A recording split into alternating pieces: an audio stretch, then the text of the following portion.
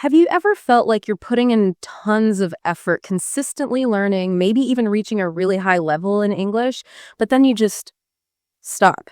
Mm, Like you've hit a wall, a plateau, especially around that C1 level. yeah.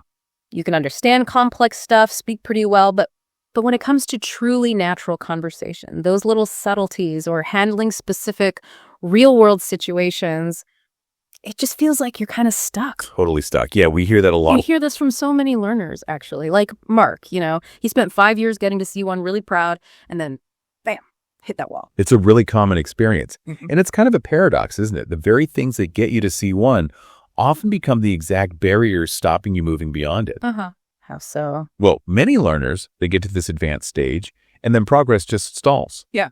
Because they don't change their learning habits to match the next level they're aiming for. Right. And that's exactly what we're diving into today. This whole deep dive is about beyond C1, mastering natural English fluency. Our mission really is to figure out why this plateau happens, and more importantly, how you can actually break through it. We want to give you practical, real-world strategies. And we've got some great source material for this. Lots of practical lessons, real-life conversations, all focused on cracking that C1 ceiling. Yeah, insights from learners who've been there. Exactly. And if you think about the bigger picture, it's really about shifting your entire relationship with the language, moving from just knowing about English to actually living in English. Living in English, I like that. Yeah, and our sources really bring this to life through different stories and advice. Okay, so let's unpack this C1 plateau then. You said the main problem is not changing habits. What are some of the biggest sort of common challenges people run into? Yeah, absolutely. One major thing our sources point to again and again is relying too much on the old ways of studying. Like textbooks and grammar rules. Exactly. At C1, you might still be spending loads of time on isolated grammar points, vocabulary lists. Mark, the learner we mentioned, he could memorize tons of words, but then he'd just freeze up in a casual chat. Because he hadn't actually used them. Precisely. He hadn't practiced using them naturally in the flow of conversation. The key insight here is that C1 isn't just about acquiring more knowledge. It's about integrating it, moving from understanding about English to spontaneously using it. That makes total sense. Like knowing all the ingredients, but never actually baking the cake. Perfect analogy. Yeah. And that leads right into another huge challenge, doesn't it? Something that holds so many people back. The fear of making mistakes. Oh, absolutely. Massive. Mark's story, again, being terrified to speak freely, worrying about every little error. It feels so relatable. How do the sources suggest we tackle that fear? Because it can be paralyzing. It really can. And it raises a good question. If you're not making mistakes, are you actually pushing yourself? Are you learning? Our sources really stress that making errors isn't just okay. It's like essential. It's a natural part of the process. The focus needs to shift to communication, getting your message across, not achieving textbook perfection. Communication over perfection. Exactly. Without accepting that mistakes will happen, your progress just gets choked off.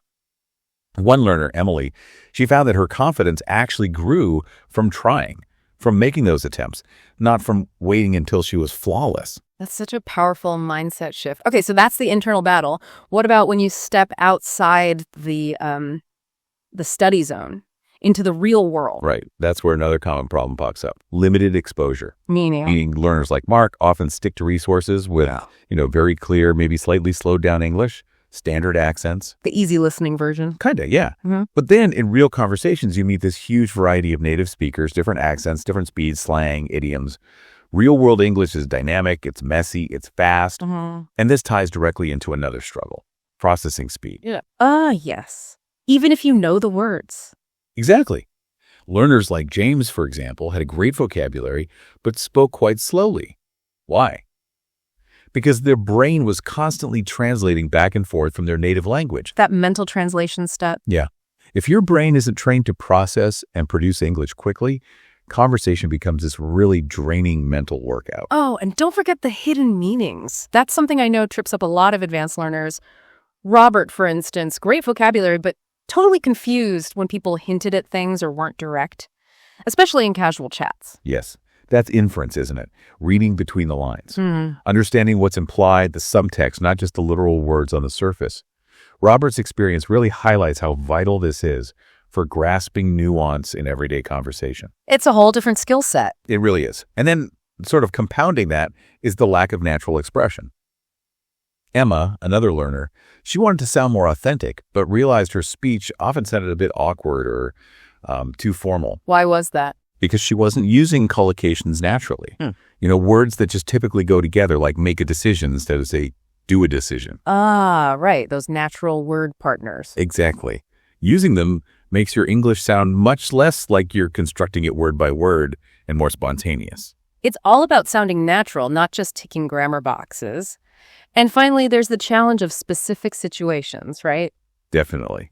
Whether it's writing a formal email, participating in a professional meeting, handling a phone call, or even just explaining a complex idea simply. Each context has its own unwritten rules and needs specific skills. Phew. Okay, so quite a few hurdles there at the C1 level. Yeah, we've laid out the main reasons for hitting that plateau. But of course, the real question, the one everyone wants answered, is how do we actually break through it? Yes. Let's get into the solutions. This is where the insights from our sources get really practical and, honestly, quite exciting. It seems to be a mix of mindset shifts and active strategies. That's right. And that mental shift really does seem foundational. Without getting your head in the right space, the best strategies might just fall flat. So what are the key mindset shifts our sources kept bringing up? Well, the first one, as sort of touched on, is really, truly embracing mistakes. It's a complete change in perspective. Not just tolerating them, but embracing them. Yes. Mark's biggest breakthrough apparently came when he genuinely realized that making errors wasn't failure. It was actually a sign he was stretching himself, pushing his boundaries. Oh, hi. The goal shifts. It's not perfection. It's effective communication. Getting your message across clearly, kindly. Sarah, a nurse mentioned in the sources, put it really well. The aim is connection and clarity, not flawless grammar. That sounds freeing. It is. It frees you up to just speak more naturally. And to help with that, another learner, Daniel, found that using positive self-talk consciously before tricky English tasks, literally telling himself, I can handle this, made a real difference to his attitude and performance. The internal monologue is powerful. Hugely. And all this is built on habits, isn't it? Consistency seems key. Absolutely. The sources consistently say progress at this level isn't about massive study sessions. It's about consistent, small, smart practices. Even just 5 or 10 minutes a day can build that linguistic muscle memory. Little and often. Precisely. And that leads us nicely into the core fluency builders. The most powerful one, and maybe the most surprising for some, is learning to think directly in English. Bypassing the translation step altogether. Exactly. Learners like Anna and Mark started small, just describing their daily activities, objects around them, planning their day, either silently in their head or even muttering aloud, all in English. It's like forcing your brain to just operate in English mode. It is. You can dedicate specific times for it, like a language switching period during your commute or a walk where you just only think in English. I like that. One learner, Jacob, made a game of it, listening to people in a cafe and tweaking their conversations in his mind in English. Samantha found creating little mental stories about her day helped connect ideas and use tenses naturally. These all sound like great ways to tackle that processing speed issue we talked about. Directly, yeah. Another incredibly powerful technique that came up repeatedly is shadowing. Ah, shadowing. Tell us about that. James found this transformative. Basically, you listen to English audio podcasts, they're great for this, or videos, and you immediately repeat what you hear sentence by sentence, trying to mimic the rhythm, the intonation, the pronunciation. So you're speaking almost simultaneously with the recording. Pretty much, yeah, just slightly behind. It literally trains your brain and your mouth muscles to respond faster and more naturally. Yeah. It boosts your speed and your overall flow. Thomas and Olivia also had great results with this. Sounds challenging, but I can see how effective it would be. It takes practice, but yeah. And speaking of practice, James also used storytelling, you mentioned. He did. Just practicing telling simple stories about his day, a past experience, anything really. It helps you link words and ideas together naturally, building that narrative fluency without constantly stopping to search for the perfect word. Building narrative muscle. I like that phrase. Yeah, it forces you to string thoughts and vocabulary together coherently. Yeah. And then for self-correction, which is so important for building confidence without pressure, Mark, Peter, and Lisa all found self-recording incredibly helpful. Just recording yourself talking? Yeah, short talks about their day or a topic they're interested in, then listening back. It lets you notice your own patterns, your hesitations, your mistakes, without the stress of someone else listening in that moment. That sounds like a really safe way to improve. It builds amazing self-awareness and confidence, which then feeds back into real conversations. Okay, great core builders. Now, moving on to mastering nuance. Active listening seems absolutely vital here. Totally. Sarah, for example, had a real light bulb moment when she started listening beyond just the words. She actively tried to understand the meaning behind the words, how the speaker connected ideas, how they organized their thoughts. So, listening for structure and intent, not just vocabulary. Exactly. And she started noticing linking words, however, therefore, on the other hand, which helped her follow complex arguments much better. Olivia also found that studying these signpost words was critical for improving her own speech flow, too. Using them herself. Yes, integrating them. And in more academic settings, Emily practiced something called predictive listening. Predictive listening. Yeah, where you actively try to guess what the speaker might say next, based on the context and where the argument seems to be heading. Keeps you highly engaged. Interesting. And for those noisy, fast, real-world situations? Learners like George found focused listening was key, really concentrating to catch the main words, the key information, and crucially, not being afraid to ask for clarification if you miss something. That leads perfectly to the next point, asking questions. Yes. Don't just nod and pretend you understood. It seems so simple, but it's crucial. Sarah and George's experiences showed again and again how powerful it is to politely ask for clarification. Sorry, could you say that again? Or what does that word mean? It shows you're engaged. And it's a totally natural way to learn and confirm understanding. Super important. Okay, what about understanding that implied meaning, the inference we talked about with Robert? Yeah, Robert's struggles really highlighted this. He and other learners like Jack consciously practice guessing the real meaning from the context, the speaker's tone of voice, things that weren't stated directly. Developing that reading between the lines skill. Exactly. It's vital for catching those subtleties in conversation and avoiding misinterpretations. And this connects to how speech actually sounds, doesn't it? Not just words, but the flow. Absolutely. Henry's focus on connected speech is a brilliant example. He started noticing how native speakers naturally blend words together. Yeah. What are you doing? It becomes more like what you're doing. Those little smushed together sound. He practiced by repeating sentences exactly as he heard them, mimicking those links and reductions. It makes your own pronunciation sound much more natural and fluent. And a really practical strategy, especially if you feel overwhelmed trying to explain something complex. Simplify and paraphrase. Yeah. Yes. Henry found that breaking down his complex thoughts into smaller, clearer chunks, chunking them, helped him express himself much more effectively. Instead of one long, rambling sentence. Exactly. And learners like Sophie and Daniel also practice saying the same thing in simpler terms, or using different words if the first attempt didn't land. Paraphrasing is a key skill. Oliver and Emily found using simple, direct sentences was absolutely crucial for clear instructions or safety info in their jobs. Keep it simple, keep it clear. Especially when clarity matters most. Right. Now let's zoom in on some targeted skills, vocabulary and expressions, but with that C1 plus perspective. Okay, so Emma and Hannah both found huge value in focusing on collocations. Those natural word partners again? Yes. Learning words that just sound right together, like strong coffee, not powerful coffee, or heavy rain, not strong rain. Learning these makes your English instantly sound smoother, more authentic. It's about the company words keep. Nicely put. And it's not just single words or pairs. Claire and George emphasized learning common phrases or chunks. Chunks. Like idioms. Sometimes idioms, but also just common functional phrases like make improvements, get in touch. On the other hand, hit the nail on the head. Learning these as whole units helps fluency massively because you're not building the sentence word by word. They're like prefabricated language blocks. Exactly. Ready to use. Okay, shifting gears to writing skills. What helps there?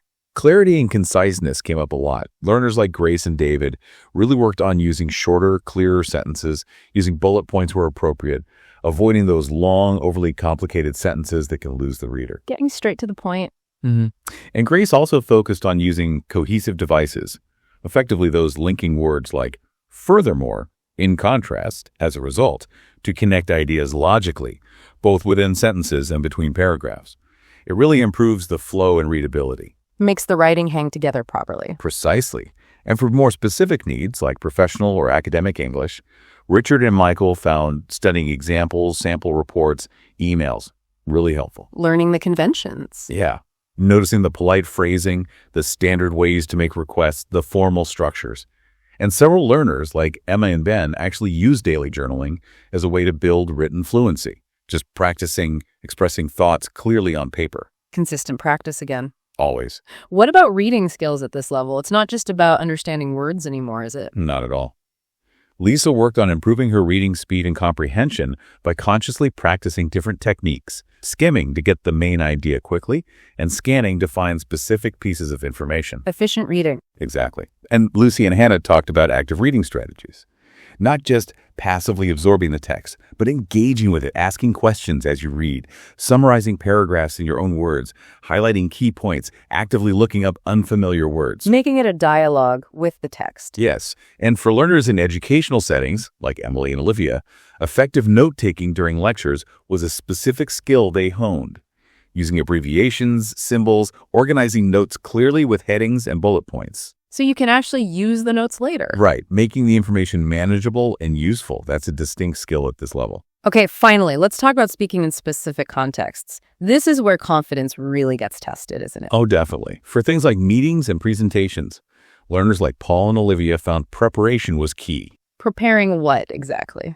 Useful phrases, ways to agree, disagree politely, ask questions, interrupt smoothly. They actually rehearsed, maybe in front of the mirror or with friends. Paul even mentioned focusing on breathing deeply and consciously slowing down his speech a little. Why slow down? It projects confidence and gives your brain a tiny bit more time to process. Less rushing, fewer stumbles. Makes sense. And what about the dreaded telephone call? No visual cues. Yeah, that can be tricky. Sarah and Isabella found success by practicing common telephone phrases, standard greetings, how to ask for repetition clearly. Could you please repeat that? Role-playing phone calls was invaluable for building confidence when you can't see the other person. Practice makes perfect, or at least less terrifying. Definitely less terrifying. In healthcare settings, Emma and Daniel stressed using simple language, avoiding technical jargon where possible, using analogies to explain things, and constantly checking for understanding with patients. Role-playing those conversations was vital. High-stakes communication there. Very. And even for everyday customer service or daily interactions, learners like Rachel and Oliver practice those common exchanges in shops, asking for directions, handling simple problems, focusing on polite language and clear instructions. It all comes back to clarity and practice. It really does, in all these different contexts. So, wow, we've covered a lot. Thinking about all this, what does it really mean for you, the listener, trying to break through that C1 barrier? Well, the big takeaway is that it's absolutely achievable. Yeah. Our sources make it really clear that moving beyond C1 isn't just about more grammar or more vocabulary in the traditional sense. It's about actively using English in real-life situations. Listening differently, speaking more freely. Thinking directly in English, adapting your strategies. It's about taking ownership of this next stage of your learning journey. And we've heard so many powerful strategies today. Shadowing, storytelling, embracing mistakes, simplifying. Asking questions, focusing on collocations, practicing specific situations. The list goes on. Our sources consistently hammered home that progress here comes from that consistent daily effort. Smart practice, not just hours logged. So, as you reflect on this deep dive, maybe think about this. What's one small action you could take today, right now, to start chipping away at your own C1 barrier? Yeah, just one thing. Will it be consciously listening for linking words next time you hear English? Trying a quick 5-minute shadowing exercise with a podcast? Or maybe just narrating your evening plan silently to yourself in English. Whatever it is, just pick one small thing to start with. And remember, language learning, especially at this level, it's a continuous journey, isn't it? It's definitely not a race. Yeah, absolutely not. There will be good days, there will be days where it feels slower, and that's completely normal. That's part of the process. Confidence really grows with every small step, every time you try, every moment you choose to speak or think in English, even if it's not perfect. Because the goal, ultimately, is clear, effective communication. And that consistent, deliberate effort, that's what truly makes English become an integral, spontaneous part of how you think and interact with the world.